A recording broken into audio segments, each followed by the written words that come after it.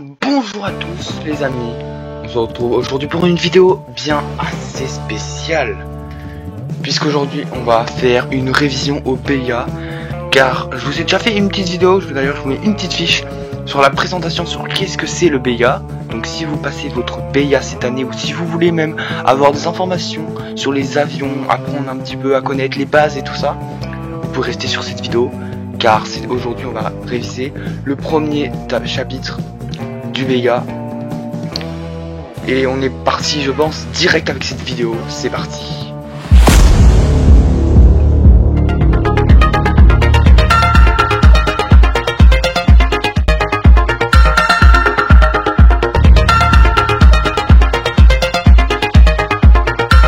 Donc comme je vous l'ai dit, on est parti pour une révision au BIA. Et aujourd'hui, j'ai utilisé un document que moi j'ai utilisé avec mon professeur pour réviser le BIA.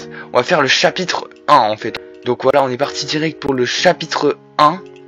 Donc sur les études des aéronefs et des engins spatiaux, vous allez voir, il y a plein de trucs. Et du coup, ce qu'on va voir, nous, c'est la partie 1. Il y aura également la partie 3 et partie 4 qu'on fera peut-être dans une autre vidéo. On est parti direct avec la partie 1. Donc sur la classification des aéronefs, vous allez voir, il y en a beaucoup. Donc moi, j'ai passé mon BIA l'année dernière et donc je l'ai eu. Donc voilà, qui je suis pour vous parler de tout ça, pour vous enseigner un petit peu. Après voilà, hein. Du coup on est parti direct. Donc pour commencer, on a la classe, enfin on a la classe des aérostats. Donc c'est des ballons. Donc en fait un aérostat, qu'est-ce que c'est? C'est ce qui est plus léger que l'air. Donc c'est ce qui permet de faire voler. Donc par exemple on peut avoir les ballons à air chaud. Donc vous connaissez bien sûr qu'on appelle plus communément les montgolfières. On a également les dirigeables et également les ballons à gaz.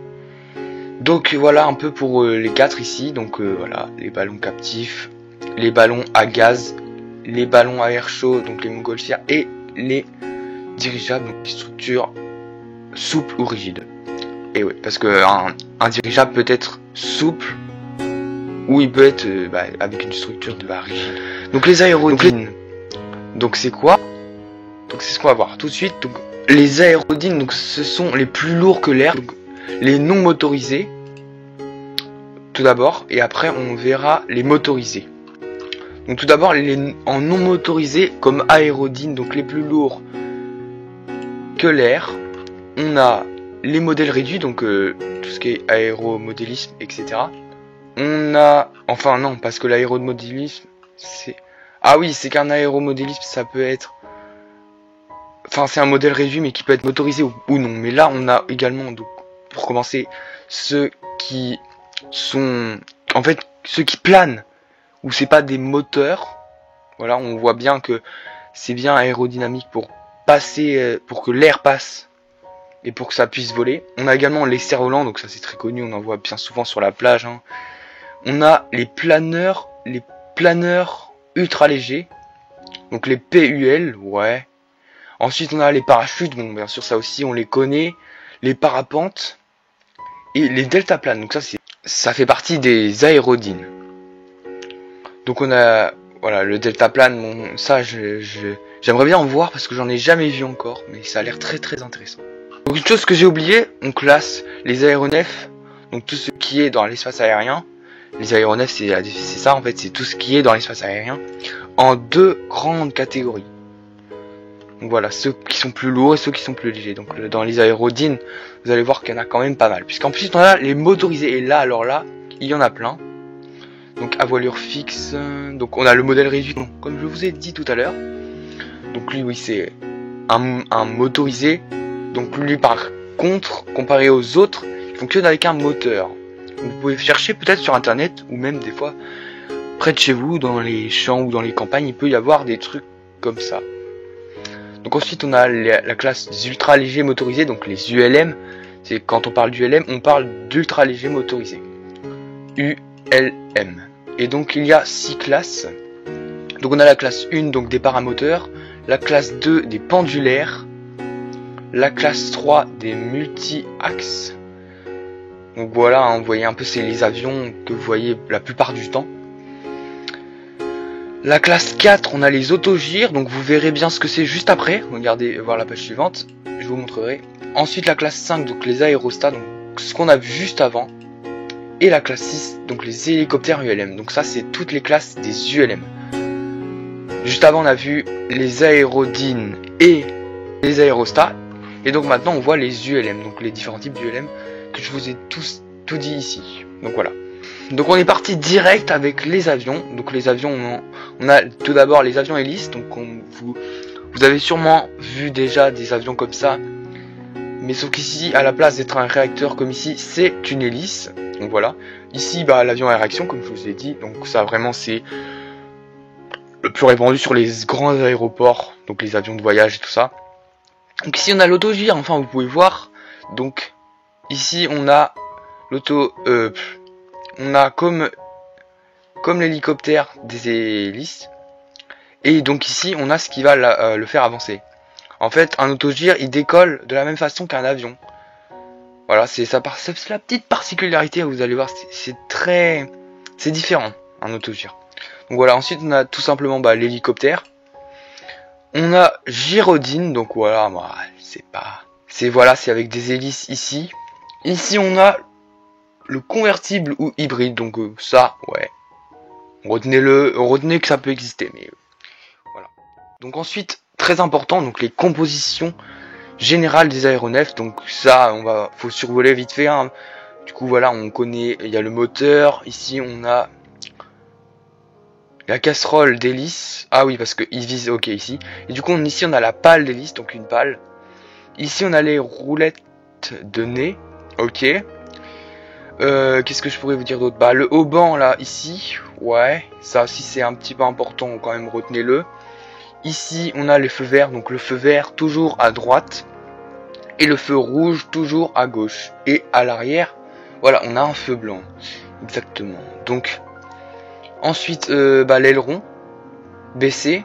Oui, ici il est baissé. Et ici on a l'aileron gauche. Donc le fuselage, donc c'est toute la partie ici.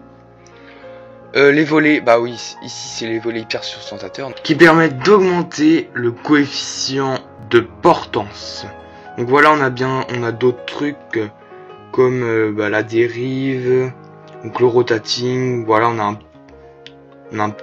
on a pas mal de trucs, les phares d'atterrissage bien sûr aussi. Bon, voilà, un peu à retenir. Du coup là on est parti sur un autre schéma, donc c'est les composantes d'un avion, mais cette fois d'un avion de voyage. Donc on est parti, donc excusez-moi pour la qualité de l'écriture, ça se voit vraiment pas beaucoup, mais on va faire avec. Donc des petits trucs à retenir, donc les winglets. Je commence par ça, mais très important, c'est la petite partie ici qui va nous servir à stabiliser un peu l'avion, parce que ce qui se passe en altitude, en haute hauteur, c'est qu'on a des tourbillons. En fait, l'air du bas qui passe par le bas va passer en haut, dans l'air qui passe en haut, et du coup ça va former des tourbillons. Et pour éviter cela, et pour restabiliser un peu l'avion, on utilise cette partie-là qui remonte, donc c'est le winglet. Donc vous le retrouvez de chaque côté de l'aile, plus ou moins grand sur les modèles d'avion, ça dépend, vous verrez. Regardez la prochaine fois que vous partez en voyage, cette petite partie, les winglets, forcément vous l'avez déjà vu, si vous avez déjà pris l'avion. Donc ici, la partie la plus connue, le fuselage. Donc l'emplanture, donc aussi un petit peu important. Donc par contre, j'ai jamais compris, le Karman, je comprends pas c'est quoi la différence, vu qu'il pointe à peu près la même chose, donc c'est ça que je comprends pas trop. Donc ici on a le poste de pilotage, sinon le cockpit. Donc le mât moteur, donc c'est la partie juste en haut. Ici on a le moteur ensuite. Donc les becs de bord d'attaque ici, et ici on a le bord de fuite. Donc je sais pas si on voit dans ce chapitre l'aérodynamique. Attendez, je regarde. Regardez ici, donc c'est un exemple du schéma du chapitre 2, puisque on verra dans le chapitre 2 du coup l'aérodynamique, comment ça se passe, vu que là ici on a les vents d'air, les courants d'air qui passent en dessous et au-dessus de l'aile. Du coup les winglets ils sont mis ici. Donc ici c'est une coupe d'aile, le profil d'une aile. Donc ils disent on a le bord d'attaque ici et le bord de fuite ici. Donc c'est comme ça qu'on appellera. Ensuite on appellera l'intrado et l'extrado. Et après on aura une surpression et une dépression. Donc voilà un petit peu. Regardez ici, on a la surpression qui vient pousser l'aile en haut, et la dépression qui vient également tirer l'aile du coup vers le haut. Du coup, si on reprend notre schéma, on a quoi d'autre? On a la voilure, donc voilà. L'emplanture, du coup, ça je vous l'ai déjà dit. On a le volet et les plans des porteurs. On a la dérive toujours, comme sur ici, on pouvait voir la dérive. On a également donc l'aileron interne et l'aileron externe, car ici on avait juste aileron, ici. Mais ici on retrouve aileron interne et aileron externe, car c'est un grand avion de voyage, du coup on a besoin d'avoir tout. Du coup, voilà un petit peu. Donc alors, la dérive, oui, comme je disais, c'était ici. Ensuite, je pouvais parler de la gouverne de profondeur. Donc ici, on retrouvait également la gouverne de profondeur juste ici. On avait également les petits compensateurs de profondeur. Donc c'est ce qui permet, comme le indique son nom, de compenser, donc de régler un petit peu.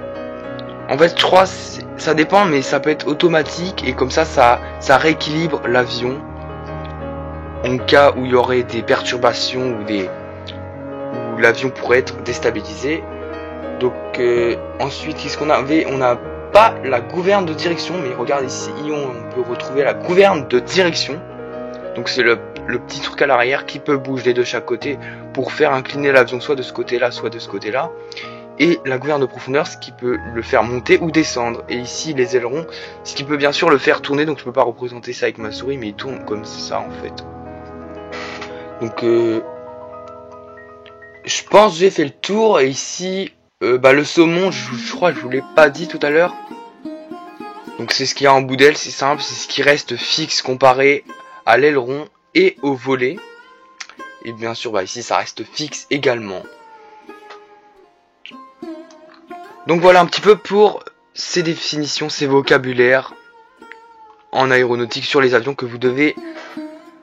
Ça, vous devez impérativement le connaître. Bon, après, il y a des trucs du genre qui sont un peu moins intéressants à connaître. Mais voilà, toujours intéressant de s'en rappeler. Donc ensuite, on passe aux engins spatiaux. Donc, bien sûr, ici, on a donc le premier étage, donc le composite supérieur. Et ici, le composite inférieur. Donc, le composite inférieur qui est composé de ce qui lui permet de propulser. Donc bien sûr on a les deux propulseurs ici on a les réserves de ce qui va avoir besoin pour propulser, donc par exemple le réservoir d'oxygène liquide, et ici le réservoir d'hydrogène liquide. Donc en gros c'est cet étage nous permet à la propulsion, et en fait c'est que ça qui nous intéresse, qui va être mis dans l'espace. Donc les deux satellites juste ici on retrouve la coiffe, donc c'est le haut tout en haut de la fusée, enfin du lanceur comme ils disent. J'ai déjà fait une vidéo dessus d'ailleurs, vous pourrez aller voir, je vous mettrai peut-être une fiche. On a aussi la case d'équipement, voilà. Du coup en dessous, donc c'est un moteur Vulcain bien sûr. On retrouve encore la coiffe juste ici, qui existe bien sûr sous différentes configurations. C'est pour ça qu'ils mettent entre parenthèses différentes configurations. On a également, du coup, on retrouve l'étage supérieur où est posé pour ce type de mission un satellite, mais ça dépend des missions bien sûr. Ici donc on retrouve l'étage inférieur, donc on avait les réserves en hydrogène liquide. Voilà, ici, et oxygène liquide. Et la case d'équipement qu'on retrouve ici. Donc le moteur Vulcain, parce que voilà, c'est ici le moteur Vulcain qui nous parle. Et les deux propulseurs, bien sûr, de chaque côté que je vous ai dit. Donc voilà un petit peu pour ce chapitre, je crois qu'on l'a fini. Ah non, on n'a pas fini, il nous reste le satellite, donc les différents vocabulaires. Bon, il n'y en a pas beaucoup sur ce satellite, mais... c'est un peu généralité. Donc par exemple la caméra HRG qu'on retrouve ici et la caméra HRS qu'on retrouve juste ici. Bon, après ça peut varier en fonction de satellite puisqu'il y en a plein de différents. Donc on retrouve globalement toujours une antenne, télécommande et télémesure, bien sûr. Après ça dépend des types de missions, comme je vous le dis. Donc à quoi par exemple il sert ce satellite, ça dépend. Bon, en tout cas ils auront généralement tous un panneau solaire orientable pour mettre face au soleil et pour gagner en autonomie, puisqu'il n'y a pas de nuages quand on est dans l'espace, donc on peut avoir de l'énergie à l'infini. Il nous suffit juste d'orienter les panneaux solaires du côté du soleil et de ne pas être caché pour avoir de l'énergie.